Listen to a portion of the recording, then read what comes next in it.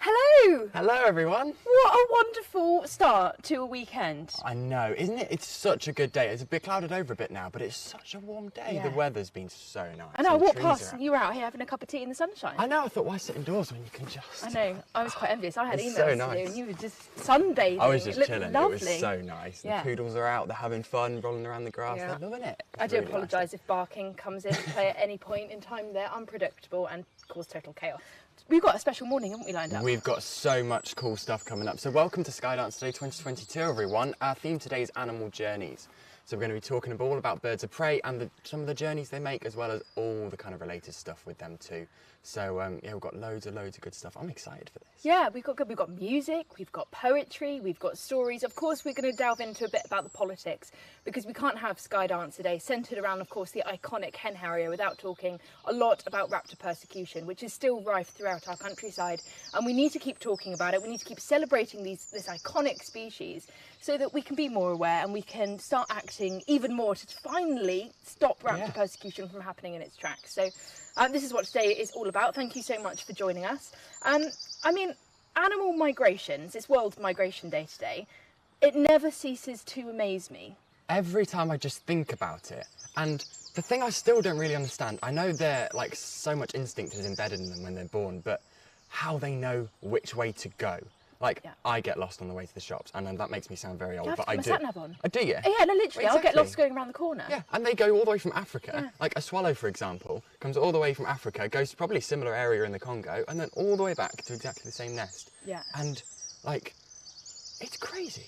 It's absolutely crazy. It's baffling. It really is. Do you have a favourite migration story? Because for a long time, obviously, we didn't really understand migration and how it happened. And it was a lot of myths, a lot of folklore about where these animals disappear to at certain times of the season. So have you got a favourite myth or something like that? I think one of my favourites is probably the swallow, actually, because I remember hearing a couple of years ago about how there was an old myth talking about how swallows used to disappear into the reed beds and hibernate in the mud over the winter and then reappear in the spring. And that's because a lot of the time, especially where they can, they will roost in reed beds towards the end of the breeding season. And I remember I thought, that's so silly. But then last year in July, I was on the Isle of Mull on the west coast of Scotland, and I was with my friend Ewan, and we were stood on this hill and looking over this reed bed, and he said, I've got a little surprise for you. And at about 9 o'clock in the evening, it was in the summer, and all these, I think it was about 300 swallows altogether, started circling above our heads. And for an hour, they were just chattering and singing. It was amazing. And then all of them slowly dropped into the reed beds. And I just thought, actually, that makes perfect sense now, because they're all dropping into the reed beds. This is perfect. I can completely see this. And all of a sudden, one day when they migrate again, they'll disappear. So I can completely get that now. They've been swallowed up. They're just sunk into the reeds. Have you ever seen that thing in Harry Potter, in the first Philosopher's Stone, where they go in through the three-headed dog, and they go in and they get sucked into the kind of that, I don't know what it's called, it's a magical weed of some sort, but it sucks them down. Well, this is the thing, because I spend too much time outside, I'm quite uneducated when it comes to most things, so I've never seen Harry Potter. I know that's quite bad. Do bear in mind I had my first elderflower drink this morning, so yeah, Harry Potter's pushing it. All right, we will rectify that immediately after the broadcast, where Indy will be subjected to hours upon hours of Harry Potter fan and film. So lucky you. I do. Swallows is a good one. Yeah. Have you got a favourite then? Yeah, I do. Actually, I'm quite a big fan of the woodcock, and I love it because we sit out in the garden, and at this time of year, we see them fly overhead, and it's amazing because you hear that sound, and they kind of just. They're on a mission. They're going somewhere. Drives my parents insane. I do it all the That's time. That's very good. It's like a drum beat. I like that. But for a really long time, no one understood where they went to. And of course, we do have a resident species of woodcock that stay here all year round. But we also have some which come and go. They typically arrive kind of around November, and they stay over winter to kind of make the most of the milder temperatures here, because they spend a lot of their summertime in areas like Finland and Russia, about 3,000 kilometres away. So a really long time. So what people used to think was actually, and they thought this about a few birds, was that they would fly to the moon. So they believed that woodcock would actually, rather than flying elsewhere, they would go up to the moon to spend their winter there. But they thought, because they're a relatively larger bird compared to some of our other species, like the goldcrest, our smallest bird, they thought that the goldcrest, weighing 5 grams, would actually ride on the woodcock's back and then would go to the moon and then come back in time in November. But when they actually figured out that actually the woodcock weren't, and they were just going to, places in Russia, they then couldn't understand how woodcock could fly over water. I mean, space fine, but water, they couldn't quite work that out. So actually, if you go down, and I went deep into the history books for this one, there's a story about a woodcock holding a log, holding a branch, and it would fly with that in its feet across the water, so that if it needed to rest at any point, it would land in the ocean and sit on this stick to give it a rest, and then it would kind of take off and fly up again.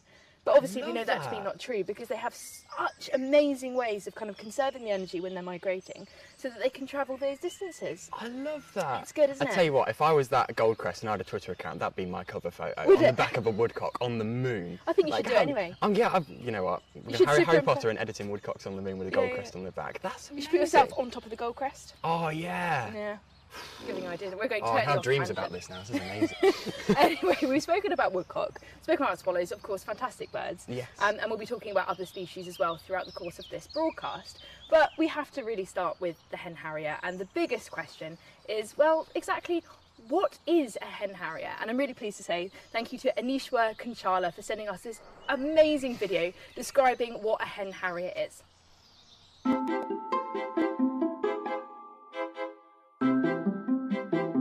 Hi everyone, my name is Anishwa Kanchala.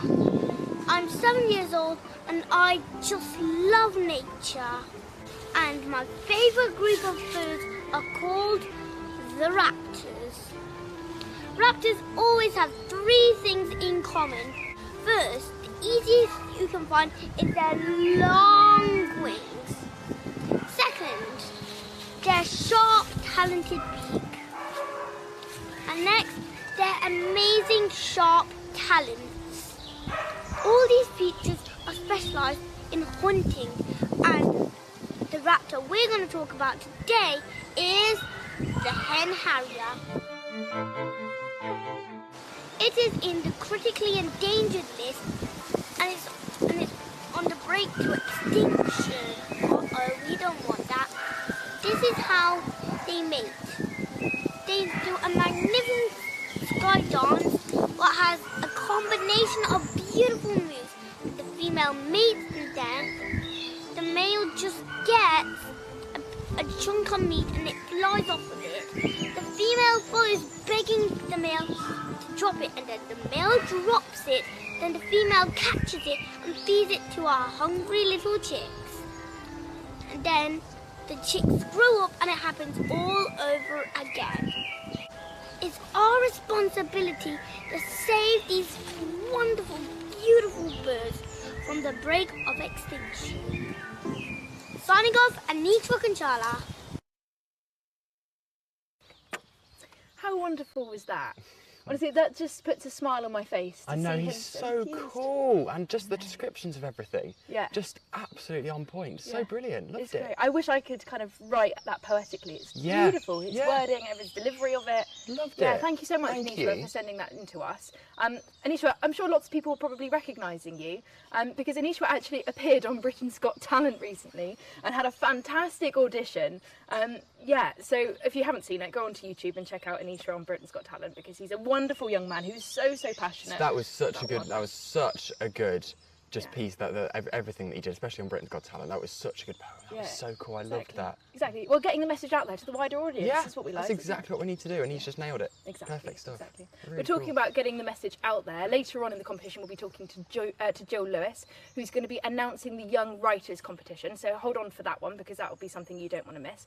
But also send your questions in to us, because later on we'll be answering as many questions as we possibly can. You can make them as hard as you possibly want, and we'll utterly do our very best to answer everything you've got, whether that's hen harrier related, persecution related, or just general wildlife biology. So give us a shout and we will get back to you on that later on. I mean, hen harriers are pretty special, and I think when you see one, that's just a moment you're going to remember forever. It really is. I think I still remember the first time I saw one, and it was on the Isle of Mull, and we were doing a tour. It was in I think I was 13, and we were doing a tour with some guests who came on the island just to see hen harriers. And we're like, okay, this is a lot of pressure. And we did manage to see one, and it was really high up, but it was high over Loch Nakeal on the Isle of Mull. And there's something really unusual. It kind of came over our heads and then circled higher and higher and higher and higher and higher. It was a female, and just went so high, just disappeared. It just, the dot got smaller and smaller and smaller, and just went completely just so high, you just couldn't see her anymore. And I'll always remember that, just because I was so jealous. I just thought, I wish I could fly. I wish I could just make the choice and go, do you know what? I am going to go to the moon, and then just go up. Yeah. So that was really cool. And then, recently, I remember last summer, I saw my first ever food pass. and I was so chuffed. We're going to see some footage of food passes soon. And yeah, but the male came in, he whistled the female off the nest, and it was quite a young male, and he kind of didn't wait long enough. But then I thought, okay, but I didn't think of that. And then the female came up, she turned around and went underneath, and then they dropped it. So my first ever food pass, they dropped it. But just I'll never forget that excitement, which was really cool. Yeah. But do you remember the first time you saw a hen harrier, actually? Yeah, actually, you know, the day after is when I met you for the first time. Yeah, so I went out, and it was really like I was out in kind of North Wales, and under licence I got the opportunity to go and visit a hen harrier nest. And I'd never seen a hen harrier before, and we were waiting for the right time, making sure that we weren't going to disturb the adults, and both were off hunting. So we made our way cautiously into the nest, being very, very careful, and obviously, you know, under all the restrictions, doing everything we can to, you know, make sure that they're safe and happy and healthy, which is the reason why we went in, was to check their well-being. But to see these chicks, you know, up close like that, the males and females have different colour eyes, you know. That's how I you learned can, this recently, it's how you can differentiate between male and female, because some have blue, some have brown eyes. Yeah, I learned that It's recently, lovely. because I think, like, with a lot of birds of prey, goshawks, my favourite, already mentioned it, sorry, not sorry. Their eyes, I think, as well as sparrowhawks, I think their eyes get like more darker orange and even red as they get older, because they start off quite kind of see-through and grey and like maybe a pale yellow, and then they change as they get older. But yeah, I didn't realise about that till hen harriers until recently. That's really It's cool. really interesting. It's really, and it's not something you see until you can kind of get really up close and have a look. Yeah, of course. So that was great. And then obviously we kind of stepped back to kind of give the chicks some space, and we sat and we watched the adults come in, and they were doing food passes, and I didn't see a dance yet. Okay. It's still on my list. I haven't either, so that's okay. That's right. We'll go and see it together. We're good, yes. But yeah, saw some food passes and kind of that communication and stuff, and I was up there with Yolo Williams and everyone else. We were kind of sat watching, you know, in the rain with a cup of hot chocolate, and it was lovely. So yeah, and then next day I met you, and it was still raining, and we got absolutely drenched. You know, on top of a hillside, didn't we? I think that was the coldest I've ever been. We were looking for the bearded vulture that was hanging around in the Peak District, and that was, yeah, it's a lot warmer now than it was then, even though I still wore the same pair of shorts in the freezing cold. And that was really... I don't think I've ever been so wet in my life. I was absolutely drenched. It was terrible. I have to drive home. Oh, yeah. Anyway, it was great, wasn't it? It was really, it was really cool. So we've talked a lot about hen harriers now, so I think it's kind of time we see some. And up next we've got a really cool film with music composed by a really cool group called Stronghill. And this film basically encapsulates everything this day's about. It kind of tells the story of raptor persecution and follows the life of these hen harriers. And big thanks to the footage from the RSPB, as well as Ewan Miles from Nature Scotland, and some images from Pete Walkden, who's also from Mull. So yeah, enjoy this because it's absolutely beautiful.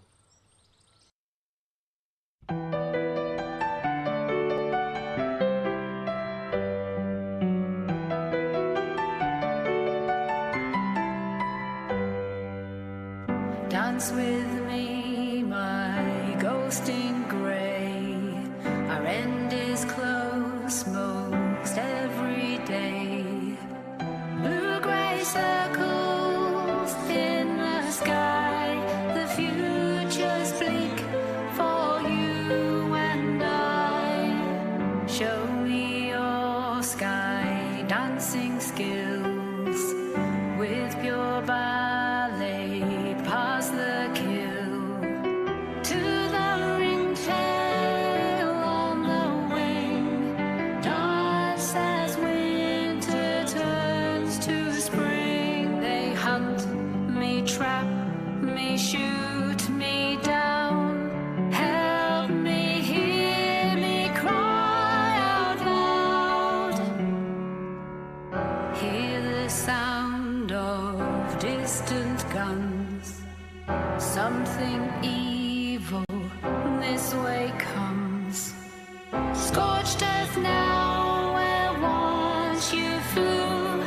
Grouse most mean there's less of you. They hide the bodies, hide the tags.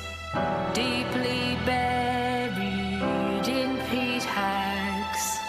Blinding truth is like a lantern, for they can never hide the pattern. They hunt me, trap me, shoot me down. Help me, hear me cry out loud.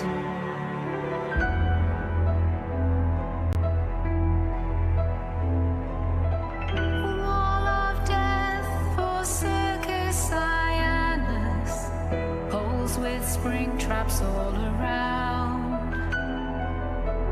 Evil gunmen, they still await them, for the Skydancers are earthbound.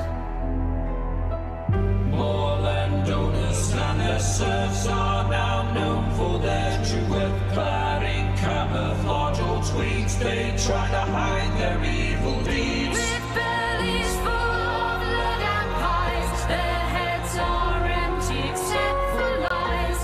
But who are we to criticize this rich man's game of genocide?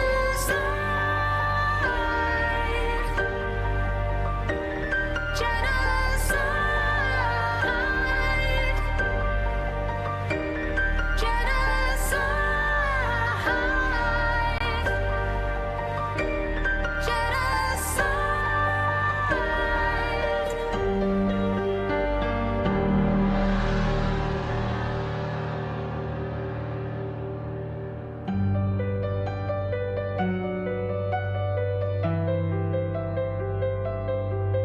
They hunt me, trap me, shoot me down.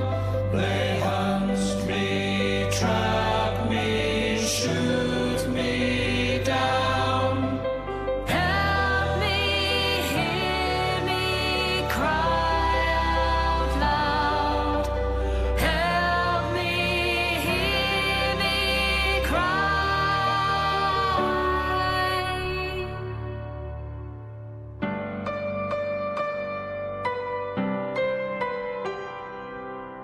Won't survive without your voice. Be the difference, be the choice. We may have wings, but we can't fly. We disappeared behind closed eyes.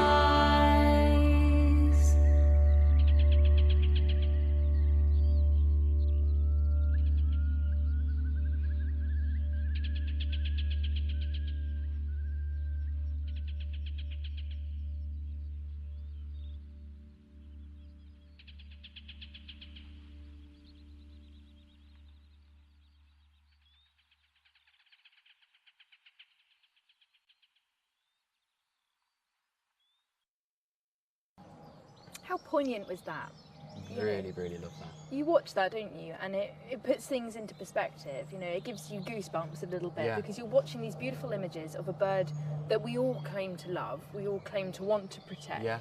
And yet that stark contrast between the images you're watching and then the words that you're hearing, you know, detailing, you know, a challenging but honest account of what is happening to this amazing bird of prey. Yeah, it really is just really, like you say, poignant, I think. And there's a moment, one of my favourite bits of that film, I think it's about 2 minutes 30 in, and there's an incredible food pass. And it's not filmed close up, which is kind of nice because you get to see a bit of the habitat. And you just appreciate where these birds live and the conditions that they have to survive in, let alone with human interference. So they're amazing birds with so many natural challenges, but then when humans throw their muck in, it becomes even worse for them. But yeah, I think that film really encapsulates it perfectly. And that film is actually, the song is actually available for purchase for £2, and all the proceeds will go to Hen Harrier Action. And you can find the link to buy that in the description of this video, which is really cool. So in that film, we actually saw a bit of skydancing, especially on the last clip, which was really cool. But why do hen harriers actually skydance? Well, it's all a bit of a performance, isn't it? You know, no animal wants to invest any energy in anything that's not worthwhile. So, you know, whether that's a physical adaptation, a behaviour, everything has to have a meaning and has to have a purpose. So obviously we're watching this acrobatic display thinking, wow, that looks really nice, that must be quite fun. And I'm sure, you know, without anthropomorphising, obviously there must be kind of a rush for it, but there has to be a more important purpose. And obviously when we see them skydance, it's actually during their breeding season. So the males are the ones which kind of do the skydance, and you see them, and it's essentially about impressing females. It's about saying, look at me, look at my skydancing, look at how, you know, acrobatic I am, somersaulting in the air, And look how fit I am, basically, because the better the dance, the more fit and physically active that bird is, and therefore, a female is more likely to choose a male partner who has the better dance, because it will suggest that he may be able to produce the best offspring. So yeah, it's all about fitness, it's all about competition, and that's what I really like about the animal kingdom, is that competitive nature in it produces these incredible behaviours and incredible kind of colours and features of animals, which to us look bizarre and look like what are you doing that for? Yeah. But it's actually all about showing that you're the best. Yeah, that's really cool. It's like I literally only just thought of this. It's kind of like a roller coasting Tinder profile, because they're just going up and down, and they're like, "Yeah, see how long I can do this for." It's really cool. I like that. Actually. Yeah. We should change the name from Skydancer to Tinder profile. Well, welcome to Roller Coasting Tinder Profile 2022. Learn something new every day. And it isn't just hen harriers. I remember seeing golden eagles and goshawks doing something very similar. So it seems to be a very kind of like a bird of prey feature. But obviously, hen harriers are I think the ones who do it best. Really. Yeah, exactly. Really cool. You've got the skylarks, which go up, which is great. I mean, not as much kind of acrobatics involved, but still. But all these different species have their unique ways of kind of showing off, and it's what makes the natural world so wonderful. They do, and hen harriers. Sorry, goshawks. It is better. Oh wow! Did you just? I know. I did that? just say that. Wow. We can cut this. If you don't follow Indy on social media, he is Mr. Goshawk. You're always out watching goshawks and things like that. Although you do Goshawk feather in my phone case, just here. Although you do have a massive love for hen harriers as well. I absolutely do. I've got a soft spot for all birds. Goshawks, they are my absolute favourites, but any bird of prey, any day of the week, absolutely awesome. Cool. But yeah, like we saw there, we saw a lot of food passing in that film, as well as sky dancing. But following on from that, it's obviously nesting, because that's kind of preparation. And there's a fantastic area called Langham Moor. And it's recently been bought by the community of Langham to be able to restore it. It's a former grouse moor, an active grouse management moor. And they're now restoring it and kind of rewilding it to try and enhance it for nature. And connected to this is Tarras Valley, and they've got 2 or 3 hen harrier pairs on there. And Stuart Spray has made this really cool film to talk to us about it.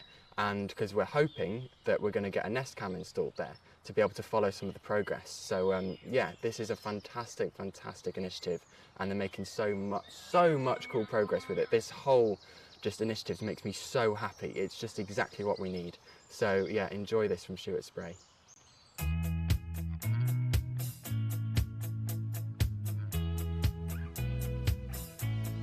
Welcome to Langham and the Tarras Valley Nature Reserve.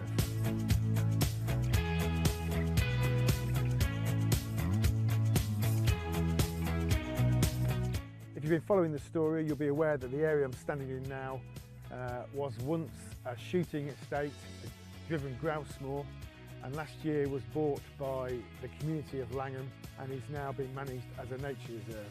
One of the most iconic species to be found on the reserve is, of course, the hen harrier. And thanks to Hen Harrier Action, who have loaned us a nest cam, this year we're going to be able to get fantastic views of the hen harrier chicks on the nest from the comfort of our living room. Here we are on Tarras Valley Nature Reserve, and this is the camera which we're going to be using. It's going to get fitted to loads more kit, but that's the camera. Yep. I'm going to hand that over to you. Thank you. For safekeeping. So what's the situation with the birds? I mean, obviously we've got to have a nest to put that Yep. on. As things stand at the moment, we have 4 females and 3 males. 2 of the females a week into incubation. So we should be ready for a calm right in around about 5 weeks time roughly. With a bit of luck, we've got the choice of possibly 3 nests. Yep, possibly 4. We've got to work out how to get that camera up and running. Yes. Which I hope to do this week. Right. Good luck. So I can say.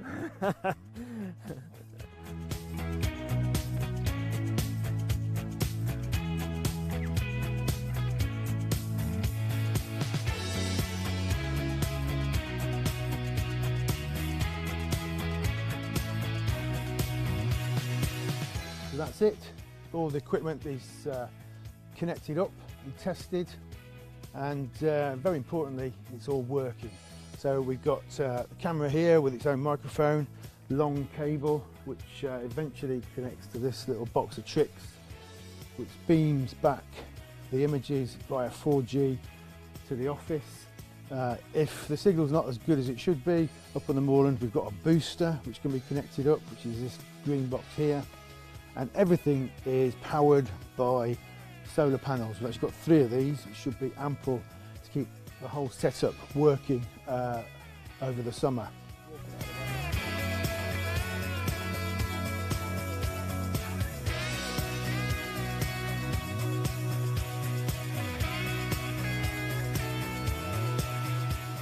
So I think we'll put the camera in once the chicks have hatched. The birds are very sensitive to disturbance when they're still on eggs, but once they've got chicks, they're much more kind of tied to the nest. So, yeah, if Andrew's monitoring them, you know, even from a distance, you can tell from the behaviour when they've started feeding chicks, and that's when we could do a quick nest visit, get the camera in place, and get it up and running.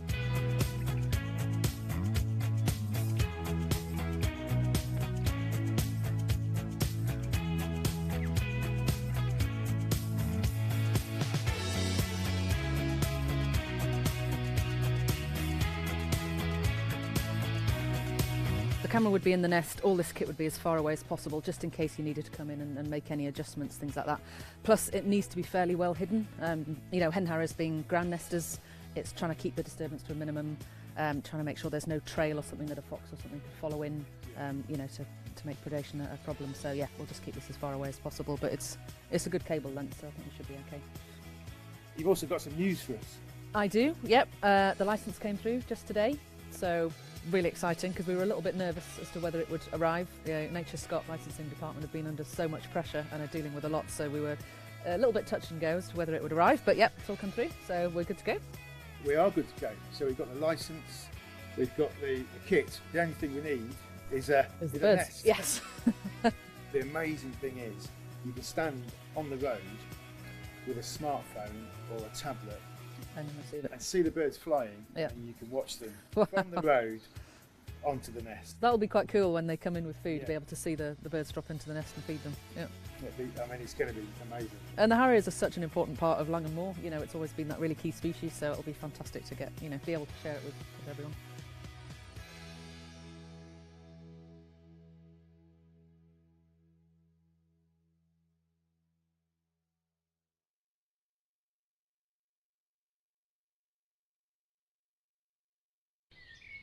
How brilliant was that? I absolutely loved that film, and just to see, I remember when the initiative was happening and like the crowdfunder was building and building. I think it was on Hen Harrier Day 2020, Yeah. I think it was. I remember you and Chris sat here pushing it, and then I just saw that, and then when it finally happened, I was so pleased, and now it's so great to see that obviously Hen Harriers are settled, we've got the cameras hopefully going in soon, and I cannot wait to see how that place develops. It's going to be so good. Thank you, Stuart, for that film. That was really cool. Yeah, it was something when that project became, you know, well, was proposed.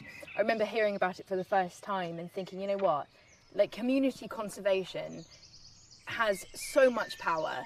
You know, when people come together with a like mind, similar interests, similar passions, and you know, have a drive to do something, it is amazing what can happen and how quickly that's turned around. You know, Terrace Valley has now, you know, is fast becoming an incredibly biodiverse place, you know, all thanks to the work of that community. So, you know, anyone involved in that project, you know, absolutely well done. I admire every single one of you. You know, you've done an incredible thing and a total inspiration to all communities and all conservationists and everyone out there, in my opinion. Leading the way, absolutely leading the way. Yeah, exactly. And having hen harriers, that's pretty lovely. I know, that's not just a start, that's so good. That's absolutely brilliant. Yeah. Well, it's a great opportunity, isn't it, to be able to get up close to them and try and understand more about their behaviour, because there's still that we're learning all the time about this kind of elusive species. And we're doing this across the country, in Langham Moor, but in other places as well. And we're hoping, fingers crossed, this year to have a nest camera put up in mid-Wales as well. But we're just waiting for permission from Natural Resources Wales to approve it, and that can hopefully all go through, and then we will get some really detailed, you know, data about these chicks and how they're reared and, you know, how they fledge. It's going to be a really exciting thing, and these nest cams are incredibly important. But of course, you know, that research has to go beyond the nest as well.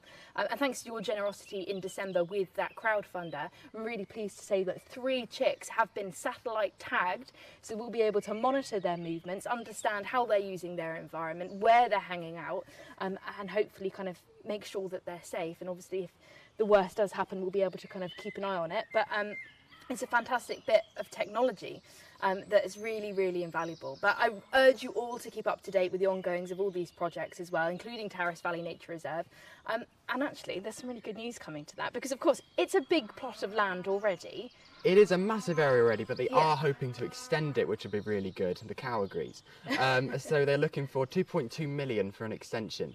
And I believe the date is not too far away, so please check it out. The link will be in the description again, so please donate whatever you can, because as we've seen already, it's so important, and as Megan said, so important to have community ownership of areas and to transform these areas from what they once were to what they are now, so and what will be. So it's so important, so please go check that out and support them in any way you can, because they are leading the way. It's inspirational. It's what we need to do. It's what we need to see, and it's what nature needs right now. It's absolutely brilliant. Yeah, and you can find out all the information on their website, which is www.langham, LANGHOLM, initiative.org.uk/Langham Moor. So keep up to date with all of their brilliant work. Super cool. And of course, thanks to generosity, as Megan said, we've also, as well as these 2 cameras, we've been able to purchase 3 satellite tags, which will hopefully be fitted to 3 birds, 1 in England and 2 up in Scotland this year, including hopefully the Langham birds, which would be really cool.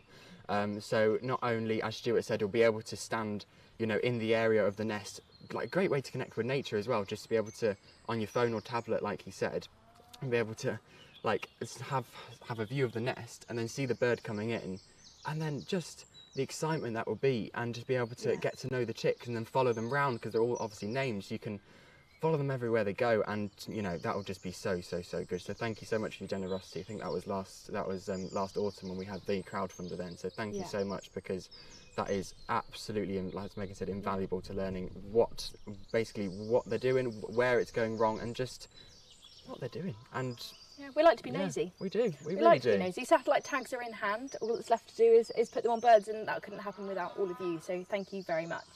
But satellite tagging is a really kind of interesting concept, and really hard. Obviously, you know, birds that are flying around, you have to, you know, make sure that it's going to fit them. Different birds, different types of satellite tags, and you know, it is quite a complicated piece of kit, but it's amazing when it works out well. So Nigel Butcher from the RSPB is going to tell us a little bit more about it. I'm Nigel Butcher, and I work in the RSPB Science Department. My remit has involved a lot of tracking over the years, and also audio, video equipment. So yeah, tracking, I've been very involved, a bit of development, modification of tags, and also looking after our sat tagging programs and monitoring the data that we get from these birds. So we have a much smaller tag here for hen harrier in this particular case, but yeah, this can be much bigger for an eagle or a vulture, and they're all designed for their environment. So we have solar panels on the top here, so the batteries can be recharged. Much more robust antenna clearly for vultures. These loops here are where we anchor a harness. So the harness is made of Teflon tape, and it loops round as like a haversack effectively on the back of these birds. And these Hello, here are I switched am. on for a few hours a day. Hi, and guys. they transmit their information via satellite, an array of Argos satellites, and we can go on a website portal and review this data and make decisions to the state or health of the birds through that information. I'm very well, yes. How about you? Thank you. Hen harriers are quite mobile and no Is the sat tag feature specific playing at the patterns moment? of what they actually do, and we had no idea how far they went. There's a small percentage of our birds have gone across the channels, so we had birds in Spain, Portugal and France. The majority will move around, so we had birds crossing between Ireland and Scotland and Isle of Man, so Wales, quite a bit of internal movement. But quite erratic in their movements. So you no idea where any bird will go, and that's why the satellite data helps you. But some of these things lead on to interesting stuff in terms of where they've gone, where they're nesting perhaps the following year, and also persecution attempts. We found Obviously, some tags just completely disappear into a black hole. The data stops immediately. We've had tags. Rannoch is a classic example in Scotland where the tag stopped near winter. It was showing to us that the bird was dead. We had nothing from it until about April, when the snow melted and the tag then got sunshine, started transmitting again, and that bird had been killed in a trap, and it had been hanging tethered to that trap for a long period. But yeah, these tags, if they get sunlight, will transmit and be picked up. So if they stay on the ground, we find out the outcomes of these birds. Permissions are given by an independent body to tag, and tags are set at 3% body weight. So we can't put this big tag here on a hen harrier. This 9.5 gram will fit perfectly on a hen harrier. And also, yeah, people will be trained to fit these tags, and they are proven to be long-lived. We have a tag now on Bryony that was tagged in 2016. So although you'd expect the shelf life 3 to 5 years, if these things stay on birds and they get the right environment, then they will last and transmit for a long period of time. So yeah, we're now into the 6th year with that tag.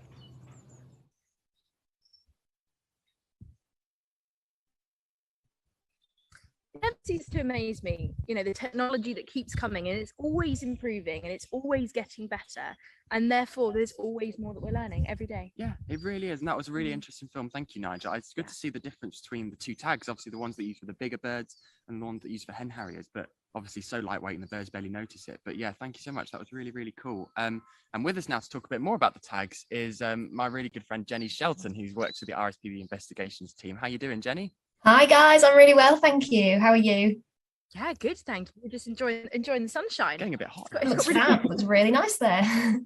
It's really nice. So tell us about these tags then. What have they kind of taught us, and how have they helped the fight against raptor persecution? What have we learned? Well, they've really just been a game changer, to be honest, in sort of understanding more about these birds. It's kind of like switching on a light, where previously we'd been sort of, you know, the birds fledge out into the wilderness, and then you never sort of hear from them and see them again, into these sort of fates unknown. But if they're carrying a tag which transmits every day, you can keep checking in with them and finding out where they're going, and also crucially, if anything bad is happening to them, which, as we know, this is turning out to be the case. So satellite tagging has actually unveiled that illegal persecution is happening to these birds on grouse moors, unfortunately, in connection with land managed for grouse shooting. They're either being killed there. We have found bodies, like Nigel mentioned in the piece. Rannoch found dead in a spring trap on a grouse moor in Perthshire. And also, when the tags suddenly cut out, sort of if it's been functioning absolutely normally and as expected, and then they just suddenly stop, that sort of sends alarm bells ringing as well. And this is, as we know, happening quite a lot over grouse moors too. Yeah, I mean, it's something that's really concerning, isn't it? I remember a case a few years ago, and you know, thank goodness we had a satellite tag, because it helped, you know, with a piece of a confusing puzzle. But do you remember when one of the satellite tags went along the motorway? Yeah, that was it one of the eagle, Fred the Eagle, I think. And it's just like, this seems very odd. Why is a tag traveling along a motorway, and didn't it end up out at sea or something? It ended up out at sea. So, you know, who really knows what happened, because the tag went down, and then we tracked it along the motorway, then it went down again, and then it was floating in the ocean. So, you know, obviously, you know, being sometimes solar powered and things like this, it pops up when the sun comes down on it, and well, however, there are obviously different mechanisms to power them. But yeah, I mean, how do we go about kind of getting these kind of prosecutions based on satellite tag data? Is it easy? Obviously it's not, it's really tricky, but does it help kind of along that way? It does, yeah. I mean, it's always really hard to get prosecutions and sort of find out who's actually done it. So you might have the body, for instance, but then finding out who's actually been responsible for that is the next step, and that's the really, really tough one. But certainly having that information is crucial, and that will essentially help hen harriers, I think, in the long term, in this sort of big sort of battle to save them. Another case that sort of springs to mind, mentioning the eagle, was one from 2020. I don't know if you remember, was found in a river, and this tag, just by complete chance, some walkers had been out and found it just on the side of the riverbank, again in Scotland, in Perthshire, on a grouse moor. And they traced it a bit because it had a number on the tag, and it had been fitted to an eagle in 2016, which had gone missing and then never sort of heard of again until it washed up in this river, and it had been cut from the bird, clearly dumped in the river, and you just never would have known that unless the bird had been, wearing a tag. So you can see sort of the lengths that are being taken to sort of kill these birds, not just hen harriers, but eagles too, and sort of dispose of the evidence. That definitely kind of shows how useful tags are, because obviously, like you said, we would just not know this without any of this, without these tags. They're incredible pieces of kit that have been just so instrumental against the fight against raptor persecution. Like you say, probably aiding your job quite a bit as well, I imagine.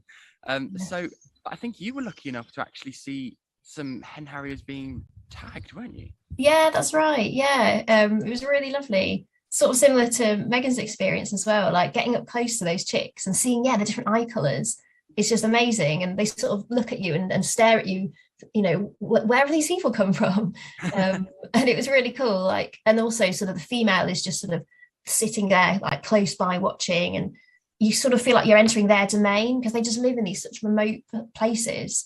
And then we've kind of entered their world really, and being eye to eye with them was just, incredible. And seeing the process as well of actually seeing the tag being fitted is so intricate. And the chicks are weighed and measured, and then the one with the longest wing is chosen to carry the tag because they're sort of robust and sort of big enough.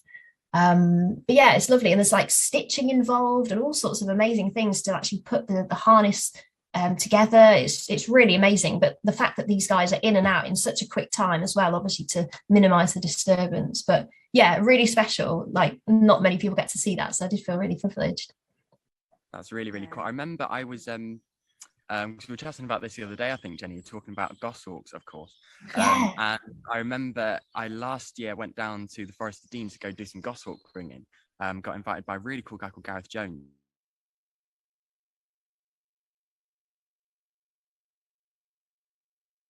Goshawk for the rest of the day, which is all I've ever dreamed of. Have you watched them since? Yes. You have to think about that. Not willingly. I haven't watched the same jumper that I wore because that's got swallows all over it and drawings. And just occasionally I just go, oh yeah. But that just to be there, that was just a fantastic, really, really cool day. So definitely sort of similar to your experience, which is really cool. Cool. Yeah, well, thank you so much for joining us, Jenny. Absolute pleasure. Thank you. Really appreciate it. We'll see you soon. See you later. Bye. Bye.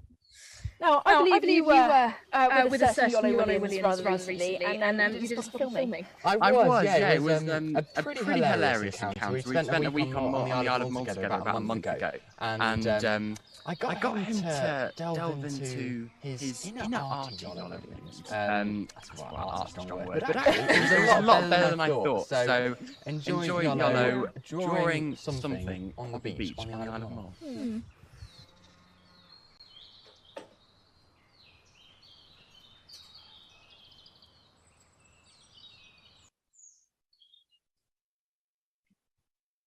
Right, here we are. I'm going to draw a hen harrier for Skydancer Day. Here we go.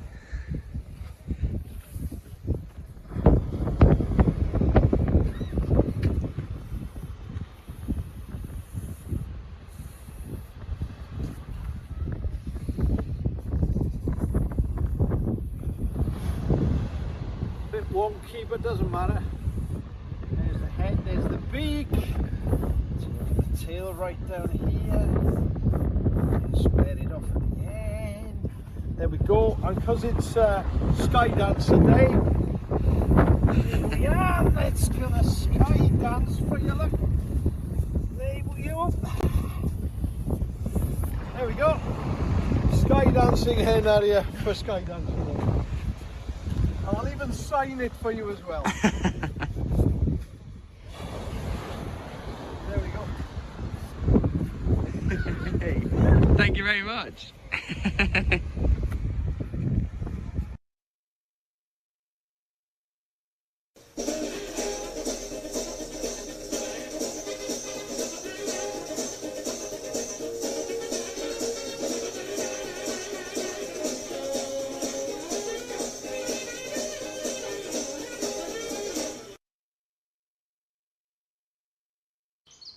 I love that. What a legend Yolo is. He's just. Do you know what? A legend so is a cool. good word to describe Yolo. Yeah. There's never a dull moment, and he always comes up with some kind of creative, unusual, out of the box idea, you know, and sticks with it. I mean, you know, he's wonky hen harrier. Yeah, it's good. I'll be honest, it was a lot better than I was expecting. I really thought, I was just expecting like my usual drawings, which are just like a bird and you do like kind of like a little very kind of thin M really when I usually do in paintings, and I thought it was just going to be that. But no, we actually got a wonky tail as well, so that was really, really good. So thank you, Yolo, for that. That was brilliant. Wonky tail and all. More could you ask for on a Saturday morning by Yolo Williams. Thank you so much, Yolo, for sending that in to us. Now, of course, you know, when we're talking about raptor persecution, the details of it, you know, it can be very challenging and quite complicated to get our heads around. So it's really important that we kind of gather all the facts and have, you know, conversations and listen intently to, you know, different ministers, different people in the government, different people in conservation organisations, to figure out the best solutions possible. You know, hen harrier decline we know is linked to driven grouse shooting, and we know that most hen harriers, the majority of the population, do reside up in Scotland, where there happen to be more driven grouse moors. So, you know, a lot of the efforts are focused in that area, and I think to talk about the subject in great detail, we've got a fantastic conversation coming up, which gives us an insight into what's happening within the Scottish Government at the moment, because their aim at the moment, which fingers crossed it all happens, and it all happens rather quickly, is that they're going to introduce a licensing scheme within the lifetime of the current government. So to talk to us a little bit about that, we've got Max Wisniewski from the Land Reform, and then we also have Minister Mary McCallan as well. Hello there, it's great to be with you here on Skydancer Day. My name is Max Wisniewski. I'm the campaign manager for the Revive Coalition for Grouse Moor Reform, and I'm really pleased to be here today with the Government Minister responsible for grouse moor reform within the Scottish Government. Minister Mary McCallan, thanks very much for joining us today. Pleasure to be here, thanks for having me. Fantastic, so we've got a few questions we'd like to ask you for this little chat about you know, the fantastic bird, the hen harrier, which is what brings us here today, but also about wider grouse moor reform as well, and about how we can maybe see the impact of that on the hen harrier going forward. So we do know that there's a well-evidenced link between driven grouse shooting and the persecution of birds of prey like the hen harriers, perhaps golden eagles, but how do you think licensing grouse moors could help to end that persecution? How do you think it might work in practice, and when do you think it might come into force? Yeah, so I come at this with a view that the vast majority of people working and living in our uplands and enjoying them do so with great respect for the land and for the wildlife that calls that home. However, there are a minority who would continue to persecute raptors, which is illegal and abhorrent, and that despite what have been concerted efforts by the government over a number of years to find ways to clamp down on that. So be that increased penalties brought forward in our animals bill last term, poison amnesties, vicarious liability, it persists. And therefore we're in a situation where self-regulation isn't going to work anymore. So I want to bring in response to Werity, and as part of the legislation we'll bring in this term, timeline-wise, I want a robust licensing scheme which will, in the face of any evidence of raptor persecution, be able to be removed, including permanently. And I think that will have an impact on those who would continue to seek to break the law. It'll have a very important signalling effect of a zero tolerance approach. But I actually think it'll also be good for the others who have always behaved and undertaken their responsibilities lawfully, to be able to say this is now assured as part of a licensing scheme. And in terms of time period for when we're talking about, it's not in this year's programme for government, but we know it's coming up within this parliamentary term. Any indications of when licensing could come into force? Are we talking the end of the Parliament roughly, or a bit sooner perhaps? I would hope for it to be sooner than the end of the Parliament. I think our programme for government spoke to implementing the terms of Werity as a matter of urgency, and that urgency is the speed with which we're seeking to work on it. I don't have a timetable for sure, because every parliamentary legislative timetable that isn't this year is still subject to ministerial agreement, but I'll be hoping it's sooner rather than later in this term. Yeah, absolutely. I mean, it's a very complex issue. There's a huge number of aspects to licensing and what it actually means. Are you licensing the Grousemoor estate, the business that runs the estate? So there's so many questions regarding that, so understandable there's due process to take there, but it's good to hear it's a priority as well. Yeah, absolutely, and I think I want to have a wide consultation on exactly how it best operates because of those complexities that you're quite right to identify. Yeah. So besides Grousemoor licensing, there's also something else, a big aspect of Grousemoor management that is due to be licensed, and that's muir burning in Scotland. Muir burning for any kind of purpose, whether it's on Grousemoors or otherwise, is due to require a licence. So I'm wondering what your thoughts are on the reasons a licence could be given for muir burn. For instance, would it be biodiversity reasons, or could you get a licence if the purpose is essentially for shooting grouse for sport? Is that a reason enough for a licence? And just maybe talk us through a bit of that. So yeah, absolutely. The development of that part of the licensing, like the licensing of grouse moors generally, is still under development, and the question of how you approach it. So do you approach it on a purpose by purpose basis, or do you set out from the outset saying there is best practice that can be followed here across the piece, and if we can work out with best evidence what exactly that best practice is and make sure it's being complied with across the piece, is that more effective than taking a purpose by purpose approach to it, if you see what I mean? But one of the things that, and that's all under development, but one of the things that I'm absolutely certain about from the offset is that protection of peatland specifically will have to be a very strong feature. I do not want to see burning on peatland, and I also want to make sure that we are as clear as we possibly can be about what peatland is in the definition that will be included in the licensing scheme, to make sure that it gets the utmost protection. But for me, I think a process which is much more about making sure that anyone who would seek to undertake the activity does so with best practice and is monitored in doing so. And again, we have the opportunity to remove licences or not renew them where it's not being followed. But all of that being considered very closely just now. Great. And do we think that possibly that if the terms of the muir burn licence are broken, that could also have an adverse effect on the Grousemoor licence as well? Could they be linked? Yes, I think that we have to look at it. These are separate issues, but they're all intertwined, and we have to be able to make them match up and support one another in the efforts that we're trying to achieve. Great. And there also is, of course, a muir burn licence in place for out of season muir burn. I mean, is there, when you're looking at the options of potential licensing, is there a chance that that one of those options could be looking at the licence which already exists out of season and applying some of those standards across the board? Yeah, I mean, all of that is under consideration, all being closely looked at as we develop both the consultation that will precede the legislation. But right now, one of the things that I'm very keen to do, and which Nature Scot are doing, is to understand the arguments. So, you know, there's a broad spectrum of views, some of whom would take the view that it's very damaging for habitats, for wildlife, potential for wildfire. And then, of course, there's others who would say it's a tool against the spread of wildfire. It's important for habitats. It's important for habitats to feed grazing animals. So I want to come at this armed with the very best evidence across that spectrum, and that's exactly what we're trying to develop just now. So an evidence-based approach. Absolutely, absolutely. Fantastic. And a question relating to hen harriers and birds of prey: could the muir burn season, if it was to continue in some form or other, be shortened to reflect, a change in bird nesting periods, particularly those of ground nesting birds like the hen harrier?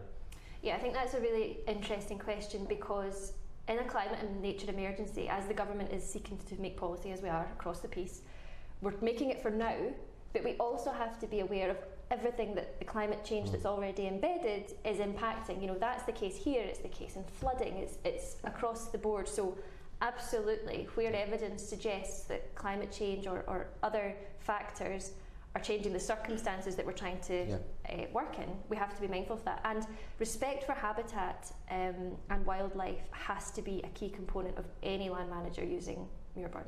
Great. And one of it, we know that muirburn can be used across different land purposes, not just for grouse moor management. One of the aspects of grouse moor management that is predominantly, if not solely, for the use of grouse is medicated grit. Yeah. Wondering if the scope of the licensing could actually be looked at for the purpose of maybe seeing an end to medicated grit use, or are we talking mainly about reform from your point of view? Yeah, I mean, if I was relying on scientific views with regards to muirburn, I'm relying on it, tenfold on medicated grit, because it's all about that impact on the wider environment. And I think that Werity was clear that more information was needed on that. And one of the things that we've done since Werity was published and in our response to it was ask SEPA to undertake a review of the leaching of it into the wider environment. That was undertaken, and it showed that where best practice is followed, the leaching ought not to be an environmental issue. So from my perspective now, my objective is to make sure that that best practice is being followed across the board.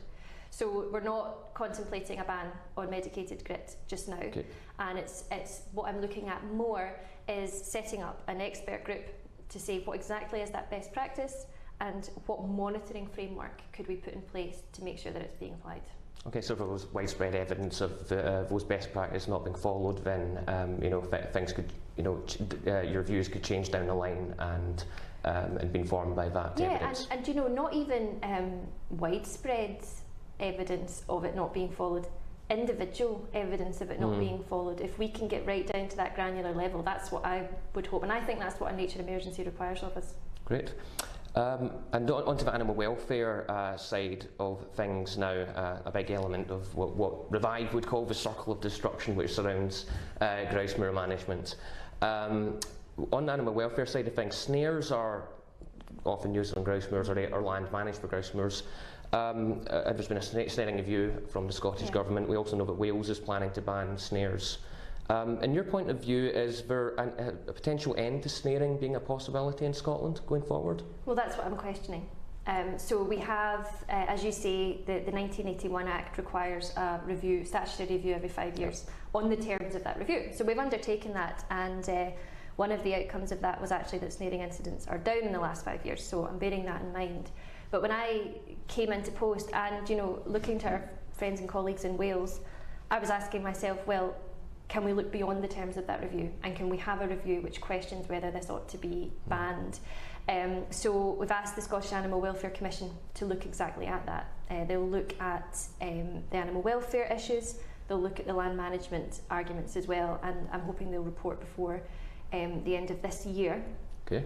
And I'll be hoping that if there are any things that need legislative framing, then I'm hoping to bring that into the bill for Werity. Basically, we already have some of the most robust snaring laws in the UK and Scotland. And, we're a rural country. I have lived in rural Scotland 99% of my life. And I understand that control methods are required, but what we cannot tolerate is suffering. And I think that's what I'm trying to get to the bottom of with the snaring review. Yeah, I think that's key. I think I've recognised that in our previous conversations as well, that's something that you've certainly considering as part of that, and what some would call the cruel and indiscriminate use of snares. As an attribute of it, I think people will be quite pleased to see that that's a consideration in it going forward, and interesting that it's part of the Werity legislation as well. Yes, I'm glad, you're always looking what's the legislative vehicle that I could bring this into if I needed primary legislation. So that's what I have in mind. It's really good to know. So on further wildlife, enforcement of wildlife laws, the Scottish Government is looking to appoint a task force to look into increasing powers of the SSPCA to help investigate wildlife crimes. I'm just wondering if there's any potential updates on that, or maybe where we are in the process for that. Yes, it's imminent, and I wish I could tell you today, but we are just finalising the last few points for the membership. But I'm hoping to be able to make an announcement about that in the next few weeks. And actually, I think I may have said that it was the snaring review that I was hoping would be done by end of this year. That in fact is the SPCA review. Right. So membership very shortly, hoping to announce, and a response to that this year.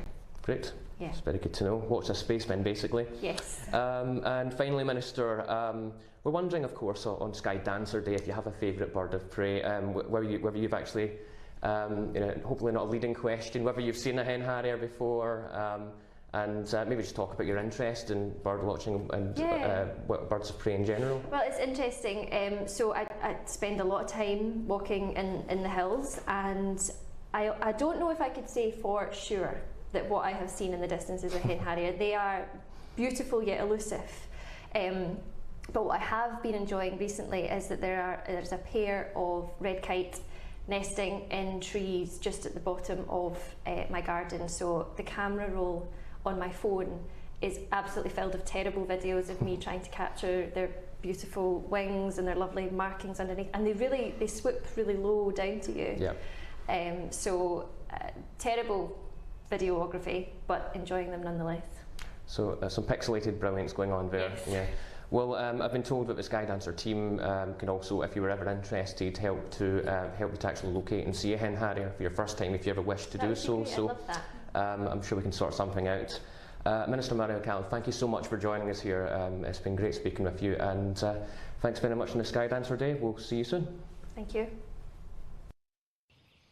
That was a really, really good interview, I thought. Thank you so much both for taking the time to do that, because I think it's really good, because often in this kind of industry, I suppose, and especially with the whole raptor persecution and grouse moor kind of issue, we don't really get much progress some of the time. I think we're a lot of the time just banging our heads against a brick wall. But when we hear, ministers like Minister Mary McCallum talking about, progression and giving us dates and things to follow up on and things to kind of look forward to, it is a big spirit lifter, because you think times are changing. Hopefully things will happen soon.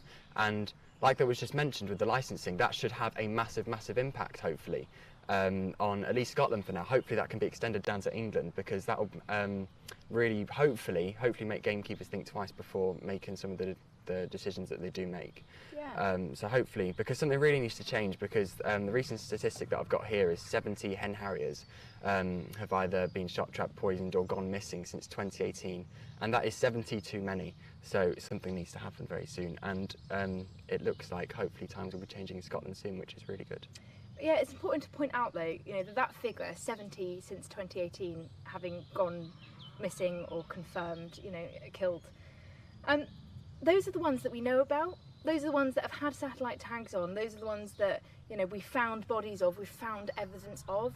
And, grouse moors in particular are largely huge expanses of land that, we don't always have that much access to. Obviously in Scotland, we, freedom to roam rights and things like that. Yeah. But we're not there all the time monitoring this. And this is one of the big problems, because we don't know how many birds are going down and where they're going down all the time. So 70 is probably, and it genuinely pains me to say this, is probably the tip of the iceberg. So, this is why satellite tagging is, becoming more and more important. Yeah. And we kind of make those estimates and kind of do what we can. And that's why we need brave politicians. We need people, MPs, SMPs, to stand up and say, actually, just because we did this before doesn't mean we do this now, because we've learned our lesson, we know better, and we can move forward with conservation and the environment in mind. We have to be able to change our minds, change our perspectives to accommodate these birds, allow them to share our environment, and encourage them to share our environment. Yeah. And in order to do that, we need, not only the conservation bodies and conservationists and everybody watching, everyone to get involved. We need ministerial action. We need the governments to take action and to put their foot down and say enough's enough, because quite frankly, it is. Enough is enough. Yes, it really, really is. And like you say, it is just, this is absolutely scratching the surface with 70, because obviously the hen harrier population in the UK, obviously it isn't massive, but it's bigger than that. So yeah, it is sadly just the very, very few that we know about, but of course 70 too many, and any more than that is still too many. But yes, hopefully more satellite tags and more funding, we can find out more about what's going on, even though we obviously know a fair bit. we just need to just find out and make this and just stop it. We just need to stop it, and hopefully the licensing will work towards that, and if not, hopefully further action will be taken to stop it. Yeah, exactly. Yeah, but yeah, during those 40 minutes during that interview, we've actually been doing a bit of bird watching ourselves, and there's a little river that just goes behind the grass here, and unfortunately Megan didn't hear it because she went inside. Oh, I nipped to the loo quickly. Yeah. I quickly nipped to the loo. I came back on here with my sunglasses on, quite a smug face, saying I've just heard a kingfisher. And it's a kingfisher that uses the river, yeah. And I haven't seen it yet. And I'm not bitter. I'm really not. But I'm quite put out by. I was put out by that. But then you told me something even worse. Massive oak tree here out in leaf, gorgeous green leaves, very wiggly branches, and on one of them, a lovely female sparrowhawk. Also, that was about 20 seconds after the kingfisher. So I'm sorry. Yeah, it pains me to hear it a second time even more. Does it? Yeah, it does. Does it actually? Yeah. Well, I've never had a white-tailed eagle over my house, and I think you have. I have had a white-tailed. Well, yeah, there has been white-tailed eagles over the house, but again, I wasn't here to see it. I got a text because I don't live here. Yeah. I live about 20 minutes away, so I get a text message saying, "Oh, white-tailed eagle on the garden list." And I was there the day before, but I missed it. So I keep missing things in this garden. I'm so sorry for bringing it up. I'm genuinely, I don't know what is going on. I think I'm just going to set up camp here for the rest of spring, and just, you know, keep adding things on. Because, you know, we've got mandarin ducks though, that's cool. Mandarin ducks are here. Yeah, a couple females, a couple males, that's pretty cool. That's nice. Obviously the tawny owls, we were sat outside last night listening to the tawny owls screeching. That was really nice. You know, I love this area because, you know, there is some amazing conservation going on, and you know, just when you hear the birds behind us, it's beautiful. And the dawn chorus here, obviously, it's kind of slightly on its way down now. We've kind of reached that peak like a week or two ago, but it's still absolutely beautiful. You can hear it all around. You hear the woodpeckers drumming. It's all going on, and it's, you know, really exciting. And it's all thanks to, you know, some really amazing conservation efforts that we have white-tailed eagles able to fly over our heads. You know, in 2019. Royal Dennis Foundation, Birds of Poole Harbour came together and started releasing white-tailed eagles on the Isle of Wight. It caused, you know, such excitement across the communities. It, you know, it made national headlines. It did. It was really exciting. And I actually got the opportunity to go and visit those birds before they were released out. So, you know, they spend a bit of time kind of in these kind of, I don't know how to call them, in these large pens, I suppose, to get used to the environment, to get used to their surroundings. They've done the journey down from Scotland, and they spend some time just to acclimatise to their new home before they're released. And we got to go and have a very quiet, a very sneak peek. But to get to see them up close was really exciting. I've not yet seen them flying around. Still on my list to do, still a sore subject, but hopefully I'm going to ask Birds of Poole Harbour whether I can go out and join them to go and see one soon, because they're a fantastic, you know, species, and it's fantastic to have them back here. We know that they were previously, you know, in the UK, in the south of England. We know that they were once all around our coastline, but they went extinct in the south, and it's brilliant to have them back. And when I'm talking about MPs that we need to have, you know, brave MPs kind of sticking their neck out for these species, you know, that's something to be celebrated. But I have to say, you know, not all MPs feel exactly the same way. And recently there's been obviously controversy. A Dorset MP Chris Lodder, came out on Twitter saying eagles are not welcome in this constituency. And it later came out that in the 2019 election, where he got his position, £14,000 of it was funded by a shooting estate. So, you know, he's obviously kind of getting a lot of money and support from shooting estates, which, you know, aren't a big fan of raptors in the UK, and therefore, you know, that could have catastrophic impacts. You know, we know that one of the birds, one of our white-tailed eagles in Dorset, sadly died. There was going to be a toxicology report done by the police, and Chris Lodder took to Twitter to say that that wasn't necessarily the most important priority, which I think is entirely backwards and incredibly concerning. But, you know, other than that, you know, terrible case, we know the benefits that white-tailed eagles bring. There was a report that was released about mull very recently, and the benefits of these animals, they bring in somewhere between 4.9 and 8 million pounds in tourism, and that's just to one small island. They supported 160 full-time jobs and put 2.1 million pounds into local income. You know, and if that's not a benefit for conservation, a benefit for having these species back in our landscape, then I don't know what is. So, you know, I'm a big fan of everything that Birds of Poole Harbour and the Royal Dennis Wildlife Foundation do. Absolutely fantastic. But I can't, you know, speak about only the white-tailed eagles because there is a bird which, brace yourselves, this is cool, which I really love. She's very special to me, and if you watch South Isolating Bird Club, you probably know her very well as well. She's called CJ7, and in the midst of lockdown, she was one of the reintroduced birds. We haven't had breeding ospreys in the south of England for over 200 years now. And she was reintroduced, and in the lockdown of 2020 she was there and she was on the nest and she started demonstrating breeding behaviours, but sadly there was no male and she ended up laying an egg that was unfertile, sadly. But it was a good opportunity, it was a chance for hope, and we thought next year, 2021, a male might come along and there may just be breeding ospreys. So what happened? Well, CJ came back from Africa at the right time, CJ7, as she was hanging around a nest doing all the breeding preparations, all that behaviour that you typically expect. Did a male show up? Yes, he did, but he was rather late. He was a bit late in the season, so sadly it wasn't successful, and we didn't have breeding ospreys last year, but this year, both arrived on time, they are sat on eggs, and I genuinely couldn't be more excited because I've got a real soft spot for CJ7. I feel like she's been through a lot, and to be, you know, such a symbol for, you know, ospreys in the south of England is incredibly exciting. But anyway, enough rambling about CJ7 and hearing about it from myself. We want to go over to Paul Martin from Birds of Poole Harbour to tell us exactly how special the raptors are in the south of England.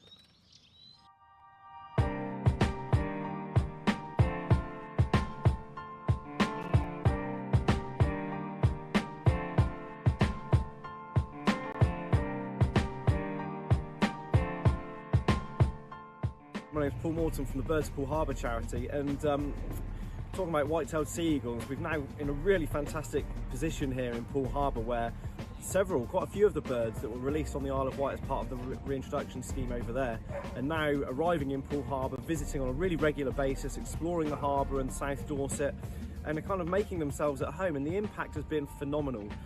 We know sea eagles used to be here, we've got the historical records of them, you know, breeding on the southern shores of the harbour. But now they're returning, having not been here for 250 years. We're out on a boat this morning looking for ospreys and for other birds in and around the harbour, and obviously fingers crossed eagles.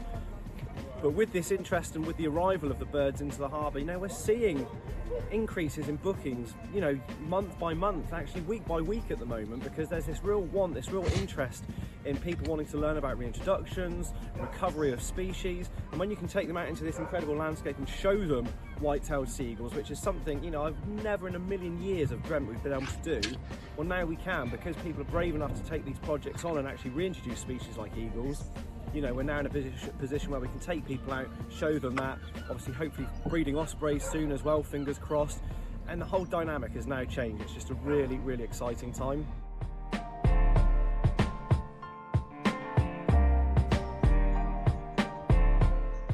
Dorset is a birthplace for eagles. They've been here since goodness knows when and hunted to extinction in recent times, really, in terms of human history. They're just so beautiful, and we as a human race have just been so horrible in wiping out these incredible species. We should be doing everything we can to put our faults right. Yeah, we're here telling other countries how they should be preserving all of their predators and their top hunters and stuff, and yet we can't even reintroduce an eagle, which, to be honest, is going to have quite a minimal impact on the local area anyway. It's just crazy. Huge amounts of just satisfaction in seeing that beautiful bird.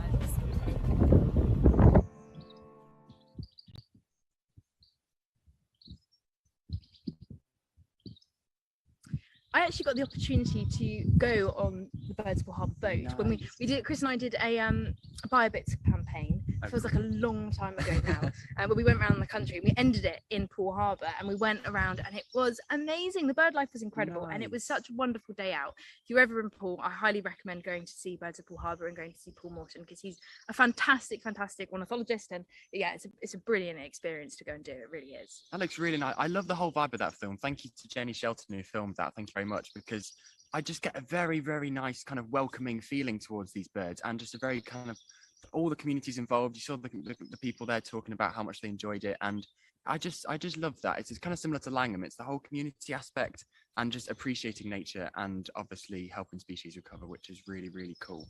And someone else who's been on this boat trip and joining us now is author Jill Lewis. How are you doing, Jill? Hello. Yeah, doing very well. Thank you for inviting me here. 1 second. Oh, There we go. We got you back. I had to press the button. There we go. How are you? Yeah, lovely to see you. Looks very nice and sunny where you are. It's got a bit hot very, very quickly. I think I'm going to get a bit sunburned. Maybe. The sun's coming out. So tell us, how have you been, and what have you been up to? Have you got any new exciting books on the horizon? Anything Skydancer related?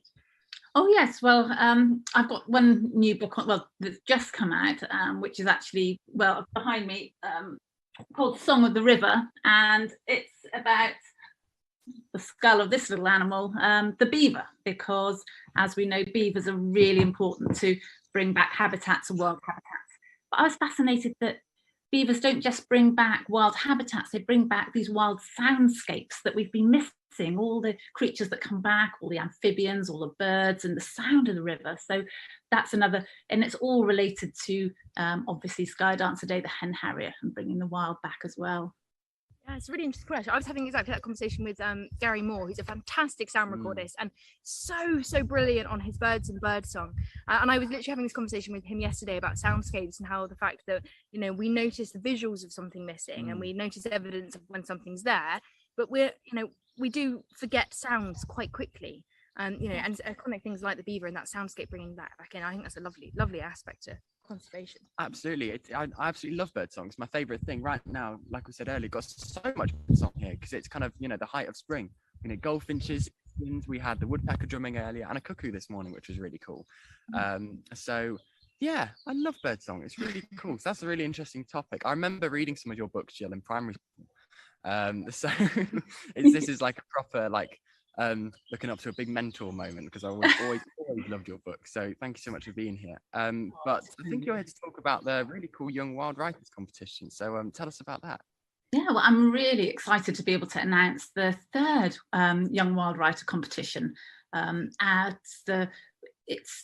It's for 3 age categories, for young, junior and senior. And we're going to be asking young people to write up to 500 words all about this year's theme of animal journeys. So when we think about animal journeys, the hen harrier itself makes a journey. It breeds up in the uplands, and in the winter they fly south to roost, often in our sort of lowland farmlands and along river valleys. But for young people writing, they don't have to think about animals which make these huge journeys. It could be an animal journey in the garden, it could be a hedgehog, it could be a slug, it could be a tiny ant. Or they can write about animals that make journeys thousands of miles, like our European eels, which mature in our wetlands and they breed in the Sargasso Sea, or Arctic terns, which travel all the way around the world. So it's really up to each child what they want to write about. And they'll be able to find out more details on the Hen Harrier Action website. They'll see a little poster like this, and there'll be the details of how to enter at the bottom. And the deadline is the 10th of July, and the winners will be read out on the 24th of July at Wild Justice's Hen Harrier Festival in Adlington Manor in Cheshire. And there's some really fabulous prizes, book tokens, book goodies, and for the overall winner, I'll be doing a writing workshop with their school, so that would be really exciting. But I think for me, why I think this competition is so exciting is because words and art really sort of can change hearts and minds. We've seen Anishwa and on Britain's Got Talent talking to millions of people about nature. We had a beautiful artwork from Benjamin Fallow, who drew this beautiful hen harrier for the poster for Skydancer Day. And that's why words are really powerful. They can change hearts and minds. And if you can do that, it sounds quite dramatic, but I think you can change the world. No, I genuinely couldn't agree more with you on that. And I think, often we think about conservation as being quite conventional, but actually the creative arts have such an important role to play, whatever that is to you, whether, it's drawing, whether it's knitting, whether it's singing, poetry, whatever you'd like to do, because it helps engage a new audience and it tells stories in a new way. And that is quite a superpower. Definitely. It makes us care. I often think sort of sciences are the way we understand the world, but art is our emotional connection with it. And if we don't have that emotional connection, we won't care, we won't want to protect something. But if something really hits us there, then we want to care for it, we want to protect it. And just going back to what you were saying about the Poole Harbour, I had a lovely trip with the Poole Harbour birds, going to see the ospreys, my favourite bird. But on that, I was chatting to a teacher who had been on that trip, and Poole Harbour take lots of schools out and engage the local school children in Dorset with these wonderful birds and Poole Harbour habitat. And a teacher was so angry about the poisoned white-tailed eagle. And this is where it really engages. So children, teachers have been to see this, and they can say, well, actually, we want white-tailed eagles in Dorset. This is what we want. We're a constituency of Dorset, and this is what we want. So I think this is really, Poole Harbour birds do great work there. Yeah, they absolutely do. And all voices matter, don't they? It's children and schools, communities are saying it. I always use this analogy that, you know, ultimately we're in the driving seat. If we turn the steering wheel left or right, ultimately, eventually the wheels are going to have to turn that way as well. So, you know, it's a process, and it might be happening slower than we would like it to. However, if we keep pushing, something has to change. Definitely. That's really good. I like that analogy. I've not heard that before. I'm pleased that you don't mind. That's really cool. I'll let you borrow it. That's really cool. So you mentioned the writing competition there, Jill, which obviously is launching today. But what about previous winners? What have they gone on to do?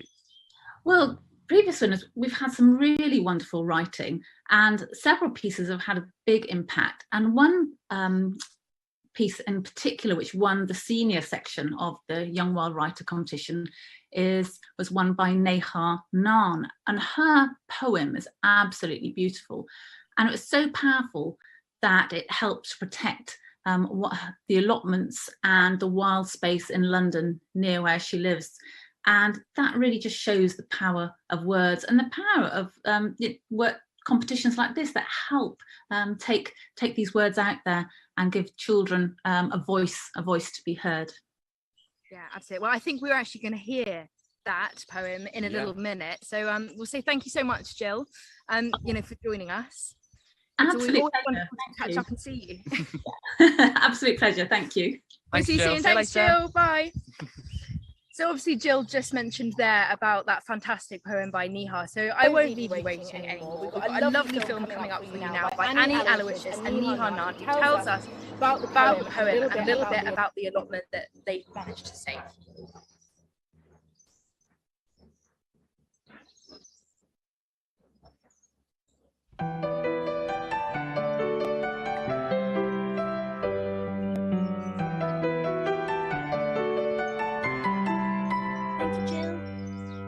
Dance with me, my ghost in grey.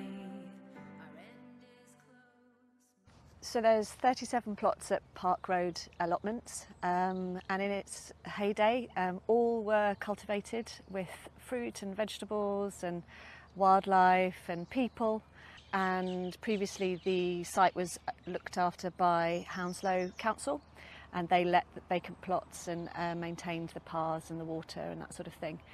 And then in 2015, the Duke of Northumberland, who owns the land that had previously been leased to the council, took back ownership. And I think he primarily did that to enable him to develop the land. So in 2 years later, he put in a planning application for 8 or 9 big 4 or 5 story blocks, which would have predominantly been flats for rent, with about 120 flats. He argued that he needed the money as enablement to maintain Syon Park, but it would have meant a complete destruction of the allotments.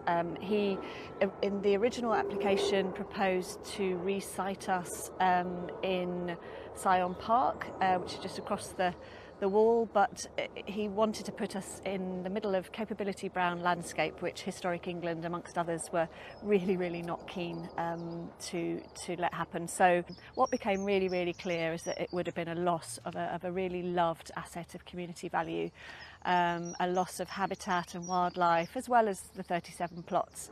and what we were being offered wasn't equivalent. So the inspector upheld the appeal, and we hoped that that may be the end of it, but what he's actually done is just given us 6-month rents with a lot of uncertainty. He hasn't let us re-let any vacant plots, so a lot of people, you know, have given up because it's really hard to plant if you don't know if you're going to be able to harvest.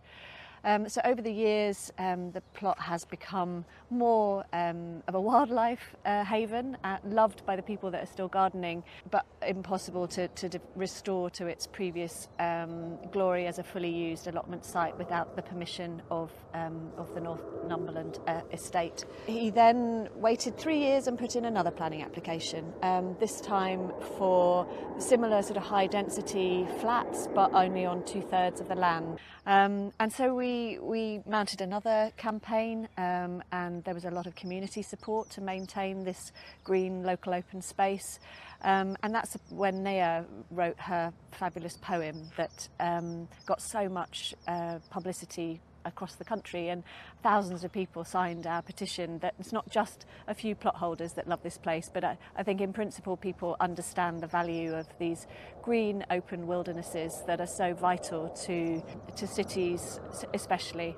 So that second planning application was heard in 2022, and it too was rejected, and we're waiting now to see whether they decide to appeal again. But what we're really hoping for the future is that maybe Hounslow could take back management and we could reinstate all the allotments, or that maybe we could approach the estate to buy it. As agricultural land, it's capped in value, and maybe we could take it back and run it as a community to maintain what people love about this site.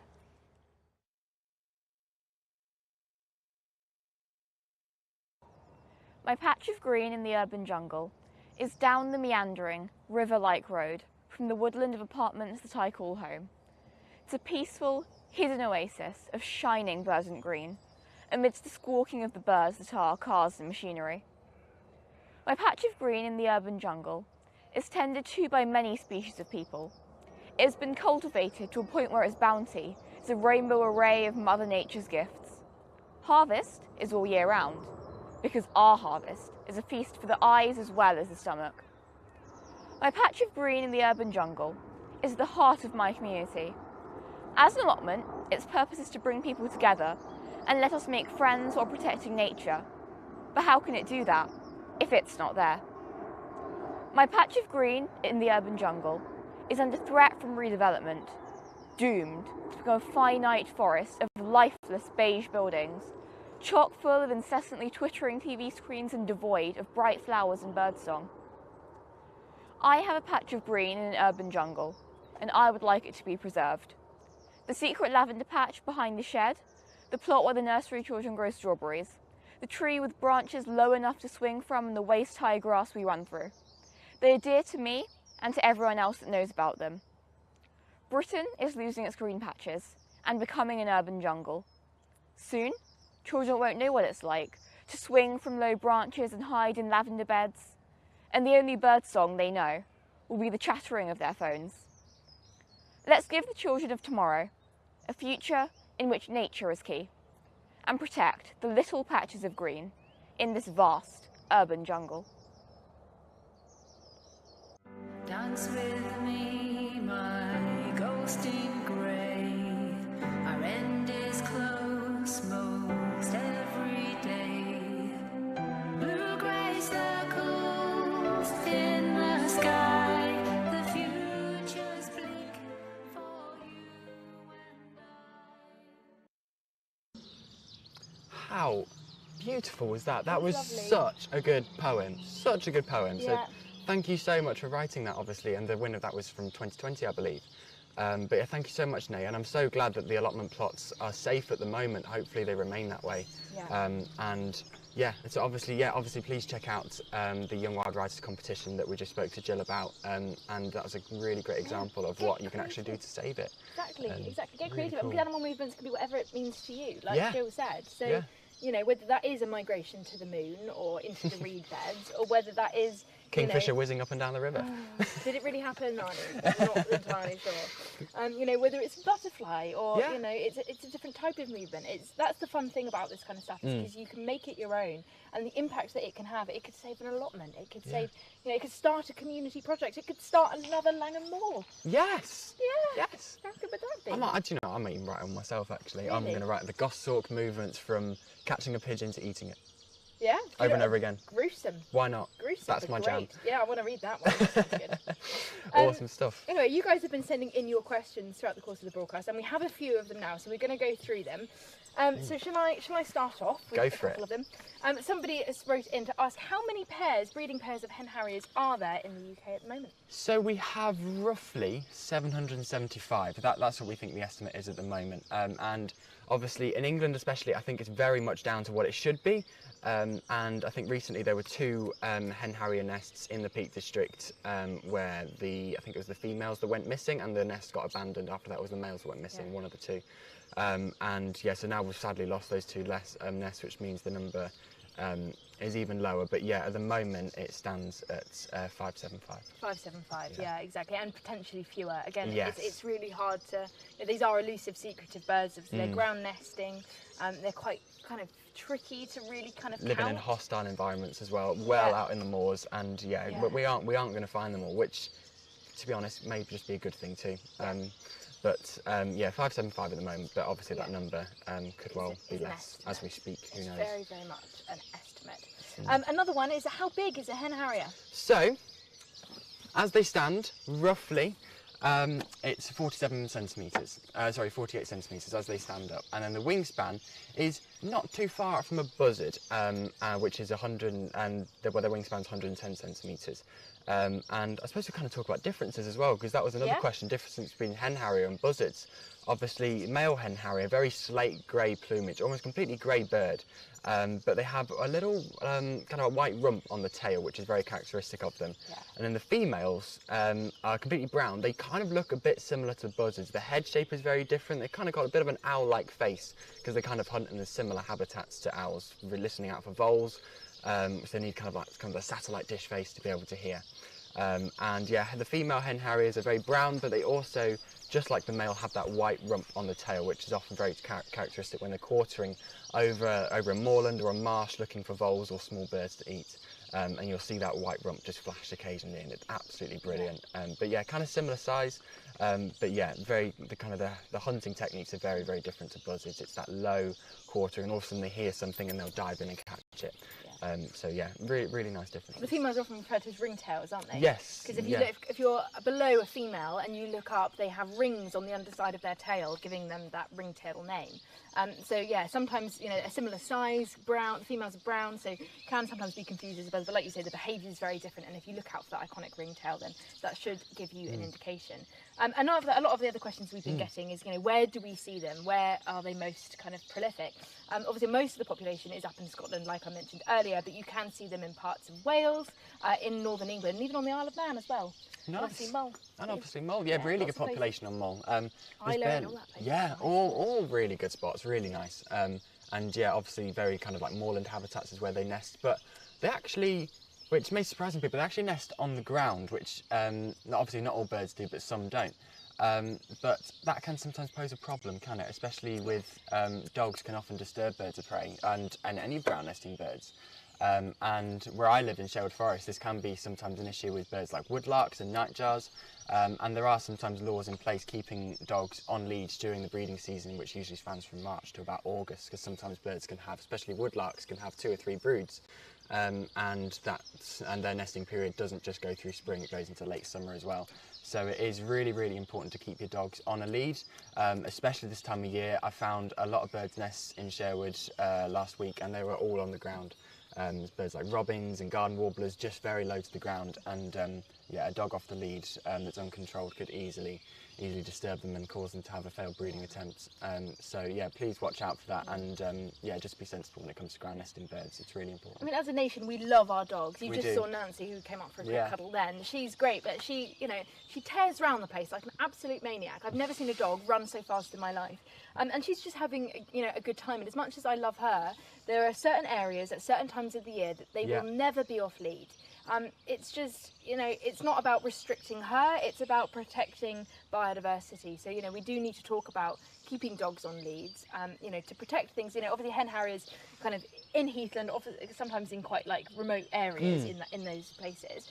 However, all grounding birds, you know, we've got curlew over here, skylarks that I mentioned earlier, all of this stuff is just literally around here. And I see dog walkers out all the time with dogs off the lead at this time of year. And it's something that's really, really sad, and we need to kind of get a grips with.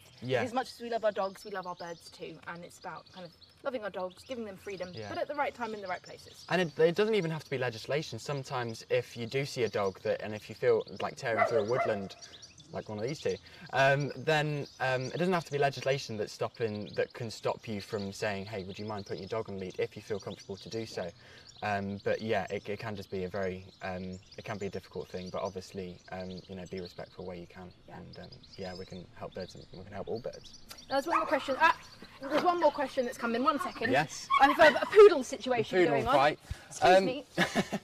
There we go. All good. Sorry, everyone. Talking about bad dogs, there are two right there for you who are currently arguing over a dandelion. So, sorry about that. There was one question that came in about kind of monitoring and fines and things like that. Is it possible to monitor hen harrier nests with the use of drones? Now, drones are fantastic, and they can be used. We use drones all the time in TV and getting amazing shots and things like this. However, drones are incredibly noisy and very, very obvious as well. So if we know where a hen harrier nest is and we put a drone up, you know, we're potentially alerting others of where that hen harrier nest is, which could be a problem. Drones could get shot down, so, you know, economically you could lose an expensive piece of kit at the same time. And also, obviously, you know, if you have to fly it quite high above to make sure there's no disturbance whatsoever, because hen harriers on the ground, you know, can be incredibly sensitive too. So drones are a great idea for some areas and some species at some times. But in this case, you're kind of, I think, probably more alerting, you know, maybe the owners of a grouse moor or, you know, people like that of where these animals could be. So it's, in that case, you know, as good as drones can be, it's not necessarily worth the risk, I think. But it's important to have these ideas, though, and keep coming up with suggestions, because the more suggestions we have, you know, something might come up that could potentially work and could really help. So always, if you have ideas on this kind of stuff, you can always send them in to us. In fact, you can send them into info@henharrierday.uk and keep those suggestions about conservation and everything else, including days like this, and keep the conversation going. The more non-intrusive we can be, the better, because I think, you know, really cool like monitoring equipment like thermal imaging cameras have been so useful recently, just to monitor. I think there's a big project on jack snipe. And because obviously these are very small birds that kind of sit on the ground, and they're very hard to see unless you pretty much almost step on them. But with thermal imaging camera, you can just stand on a high point and look down, you see all these dots, and you've not disturbed them. So any way we can do that would be really good. And obviously drones might work for some species, but hen harriers, it might not be too practical. But another question I've actually got, what do you think the best time of year is to actually see hen harriers? Because obviously a lot of the time they're resident birds, and sometimes they have these communal roosts, but what do you think, if someone wanted to see a hen harrier, what's the best time of year to go out and look, do you think? I mean, it's when they're skydancing, isn't it? Yeah. If you're going to go see a hen harrier, you want to see it in its glory. prime. You want to see its roller coasting Tinder profile, don't you? Yeah, you want to see that. So you want to see that kind of towards the beginning of spring, towards the beginning when they start breeding and things like that. So you know, I think spring's always a really good time to go see them. Actually, the end of summer can be good. I went at the end of summer and got some, you know, amazing sights as well, with the food passing and everything. By that time, you know, the chicks are getting, you know, older. And you know, and there's more kind of activity going on in that sense. So it depends, I guess, what behaviour you want to go and see. But, yeah, there's lots of ways you can kind of go and see them and go to areas, but obviously if you're going to these kind of sensitive areas and going to look for sensitive species, obviously it's important to do so respectfully. But yeah, definitely highly recommend it. What about you? Ooh, I mean, like, I quite like seeing them. I've never seen skydancing, and I would love to see that. But I also quite like, I'd love to see like a group of them together. I know a friend of mine on Mull, he had a hen harrier roost last winter, and he was just stood on the road watching all these birds coming to roost, and he had like 6 or 7 all circling, all chattering with each other, and then just dropping down into a bit of willow scrub to roost. And I just thought, I'd really like to see that. It was similar to the swallows roosting in the reed beds. It's just obviously that concentration of birds all kind of knowing what they're doing, arriving at the same time every day. I just love that kind of routineness that some birds have when it comes to that. So I would quite like to see that as well, actually. Yeah, can I come? That sounds pretty good. Maybe. Can I change my answer? You've got to see a kingfisher first, and then you can come. I have seen it, just not this particular one at this particular time. Anyway, we are coming to the end of our broadcast now. It's been a fantastic hour and a half, and I want to thank you for sticking with us and engaging with us and sending us your questions, thoughts and ideas. It's really important that we have events like this, and of course over the last couple of years it has been virtually, but this year things are starting to change a little bit, and you can actually host a Hen Harrier Day of your very own. You can choose a location. Obviously, prior to COVID they were all over the country and it was fantastic, and you got to go to all these different events which were all a celebration with some really interesting talks with some really interesting people. So you could host your own Hen Harrier Day. That would be pretty good, wouldn't it? You could find an event to support. If you can't host one, you could support one. Even attending one would be really good. Yes. But speaking of attending events, a bit of an announcement to make. So on July the 24th, we're having Hen Harrier Fest. Now this is going to be run by Wild Justice, along with some other incredible people as well. So you can attend. It's going to be in Cheshire. I was in the back of a meeting the other day when they were talking about it and kind of getting the ideas together. I can't say too much about it because it's yet to all be announced. But there's some really cool ideas, and it's going to be a really creative, really fun. There might be a bit of music, there might be a little bit of, well, it's just good times. It's going to be really good fun. So if you can get your diaries out, put the 24th of July, it will be in Cheshire, and we will give you more information, so keep up to date on Wild Justice websites and our social medias, because we'll be posting about it the moment we know more. But put that date in your diary right now, because it will be a conservation day you don't want to miss. It really will not be. I was supposed to go on the Isle of Mull on that day, and I found out Hen Harrier Fest was on there. I was like, nope, cancelling that trip. You cancelled Mull for Hen Harrier Fest? I can't. Yeah, so I'm doing one day less on Mull to go to Hen Harrier Fest, but so worth it. It's going to be such a good event, a very kind of family-based event. So yeah, it should be really good. So make sure you attend if you can. It'll be super, super cool. But yeah, like Megan said, we are coming to an end, but thank you so much for joining us. We've got some really cool special thank yous to do. Big thank you to Paul Samuels behind the monitor I'm watching, who's done a fantastic job of putting this all together and controlling the live stream, as well as Kate, who's in the kitchen watching all your comments and answering the questions and feeding them to us like the ones we just answered, as well as Jenny Shelton and all of the Hen Harrier Action team who have put this day together, put our scripts together and got all of the content and filmed it brilliantly and put it together so smoothly. So thank you all for your hard work. It's been so much fun. I've loved this. Yeah, everyone's been absolutely brilliant, and putting this together is no easy feat. So honestly, thank you to everyone. Thank you very much to Nancy for causing some serious distraction and being a very, very bad animal who's ready to go on her walk, I think, pretty soon. So of course, get involved. There's links that you can donate to help conservation. Of course, all this is based upon fundraising. Those satellite tags that you just saw, those Nest cameras, everything is made possible because of your generosity. So if you can, I know obviously times are hard, but anything, any pennies, whatever, it all goes such a long way. So there's always ways to donate, get involved in conservation, send us in your ideas, like I said, and of course there's lots of other links in the bio of how you can get involved if you wish to do so. So thank you so much, and we're going to leave you again with the Stronghill song, Persecution of the Hen Harriers. Have a fantastic weekend, enjoy the sunshine, and yeah, have a lovely time. Maybe go out walking the dogs, have a cup of tea in the sun, I don't know. Go see some goshawks. Yeah, go see a Hen Harrier. That'd be cool, wouldn't it? Bye everyone. Thank you everyone, see ya.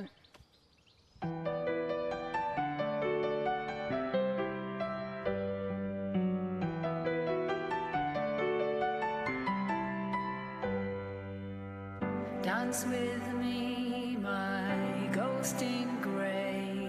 Our end is close most every day.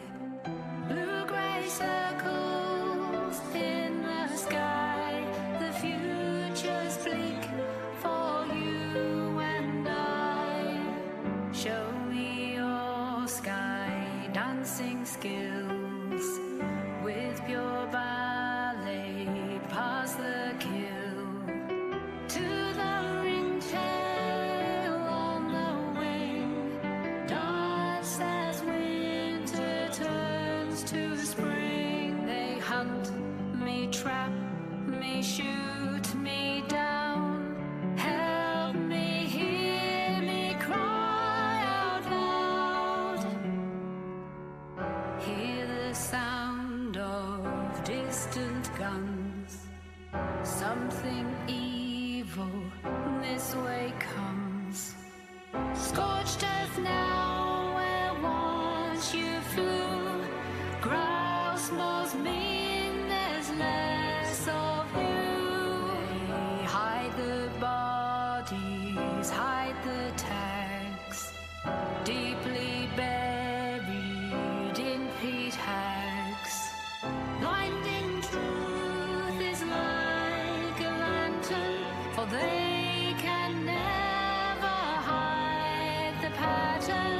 hunt me, trap me, shoot me down. Help me, hear me cry out loud.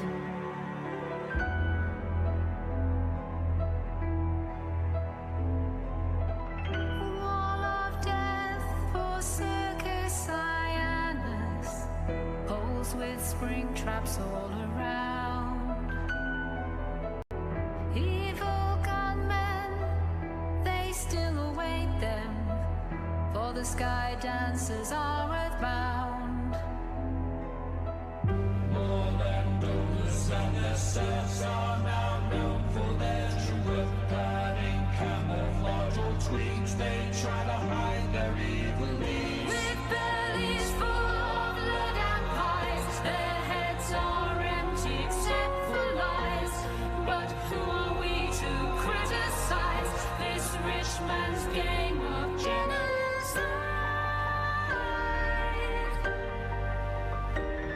Genocide.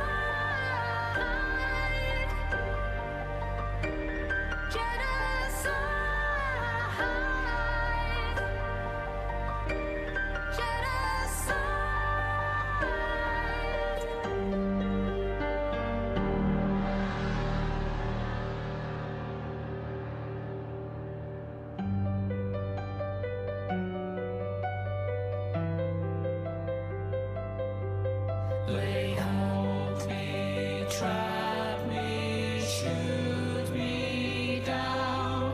They hold me, trap me, shoot me down.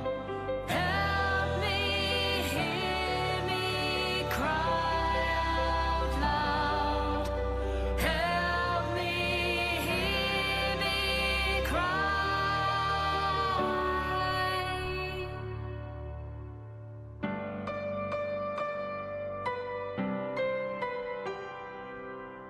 Won't survive without your